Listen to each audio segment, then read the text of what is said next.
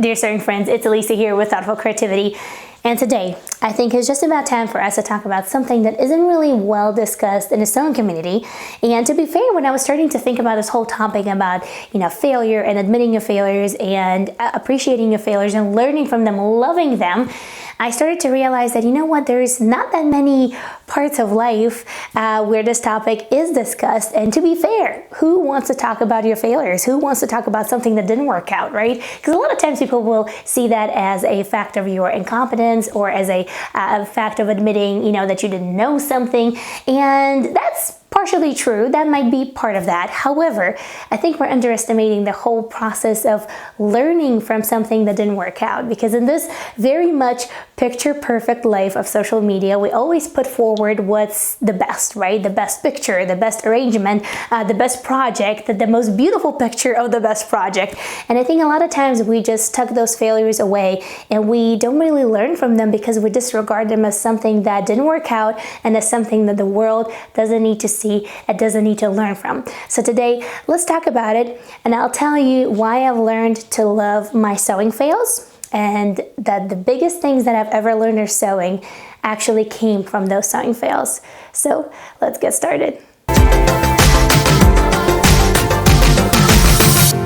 Now, I know how it is to be in the middle of a sewing fail because literally, like nothing else on earth, it steals your creativity, it steals your sojo, your sewing joy, it robs you of your ability of being happy with your make because all you're thinking about is that wasted fabric, that wasted time, that stupid pattern, that something didn't work out, or maybe your needle, or maybe you should have used something else. But I'll tell you this. Everybody has been in that boat. And just to make you feel better for a moment, if you feel or think that all of those people who post these beautiful, gorgeous pictures of wonderful sewing makes on social media have never had a sewing fail in their life, then you're probably wrong. And the reason why I'm saying probably is because I can't speak for all of the other people out there. I don't know them personally, but I can for sure speak for myself.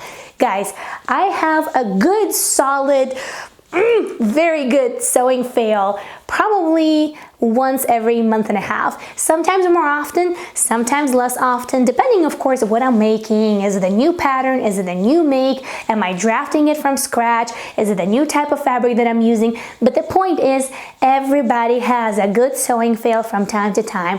The difference is in how you deal with that and what you can ultimately learn from that. And the reason why everybody has sewing fails and everybody will continue having sewing fails is because the question is simple. Are you done learning sewing? And if the answer is no, which 99% of the time it probably will be no, because I've been sewing for about 10 years on and off, and I believe that even those people who have been sewing for 20, 30, 40 years and plus, and I know some of you are there in the comments, so please let us know, share your experience. I believe that even if you've been sewing for such a long time, once in a while, something is not going to come out the way you wanted it because we're still learning. New tools are coming out every day. New fabric is coming out every day. New patterns, new things, new this and that, new technology, and we're always learning. So at the end of the day, sewing fails are going to happen. It's just a matter of how we deal with them. All right, now that you're feeling a little bit better, because everybody needs a little lift. Everybody needs a good pick-me-up moment, and I need one too as well. I need a good boost after a problematic sewing make for sure. And there's no shame in that. But what I want to tell you is that some of my favorite sewing makes in my handmade wardrobe usually are the ones that I either really had to problem solve or on this or that, or they came out of a really difficult sewing fail, or I had to really puzzle it together. I love making something out of really tiny remnants because then I feel so accomplished when it comes out really beautifully, and I know that I only use like a quarter of a yard of this, a quarter of a yard of this, but then it comes together and it looks really beautiful. And you know that those things are super special because you did put that extra work, you did put that extra perseverance, you did put that extra mental work of figuring it out. And the next point is, if you just chug your sewing fail away and you don't really think about it ever again because it's too painful to look at it, and it is painful to look at it, I totally get it. But even if you're not going to problem solve, even if you're not going to make anything out of it or try to salvage the fabric, think about this. Did you learn anything new from it? Was that the wrong pattern? Was that the wrong fabric? Was that the wrong construction? Did you use the wrong needle?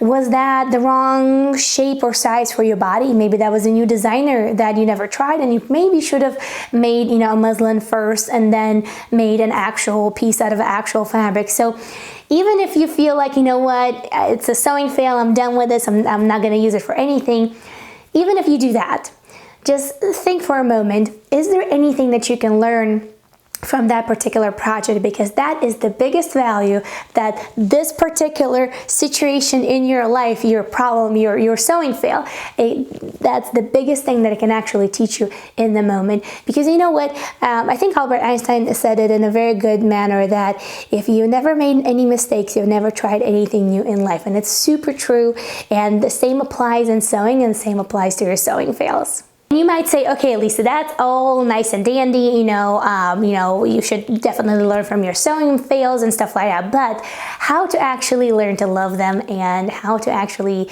be okay with having a sewing fail once in a while, and how to move forward and past it. Well, here's a little 3-step action plan. I know it sounds kind of silly, an action plan for your sewing fail, but believe me, it's probably going to help you, because it does help me. So the step number 1 that I usually take is, you gotta stop blaming yourself for a multiple of reasons of wasted fabric, wasted time, wasted notions, broken needles, and whatnot. At the end of the day, it's just fabric, is just a needle, is just a zipper, is just 3, 4, 5 hours of your time, maybe a little bit more. And I know it might be hard, but listen, if you don't let it go, it's gonna eat you up very, very, very quickly. So just for your own sanity, you have to stop blaming yourself for that wasted fabric and all of the other things that maybe are not even salvageable at that point from your sewing fail. So just take a moment, make peace with it, and move forward. Step number 2 is learn from it. Definitely learn from it. Don't miss that opportunity, that amazing opportunity of learning from your sewing fail, because if you just tuck it away, you will never know where did you go wrong. And you might think of, okay, you know what, that pattern might have been a wrong choice, that fabric maybe wasn't the best, but listen, until you actually sit down and think it through, you will never know. And if you don't know, you are putting yourself at risk of making that mistake over and over again, and being frustrated over and over again, and again wasting fabric and all that kind of good stuff that you just told yourself to not to blame yourself about, to not to punish yourself about, right? So definitely learn from it. Take that opportunity. No matter how many YouTube videos you watch, no matter how many sewing books you read, unless you do it yourself, unless you look at that seam and realize what's wrong with it, you will never know for sure, because sewing is such a hands-on craft.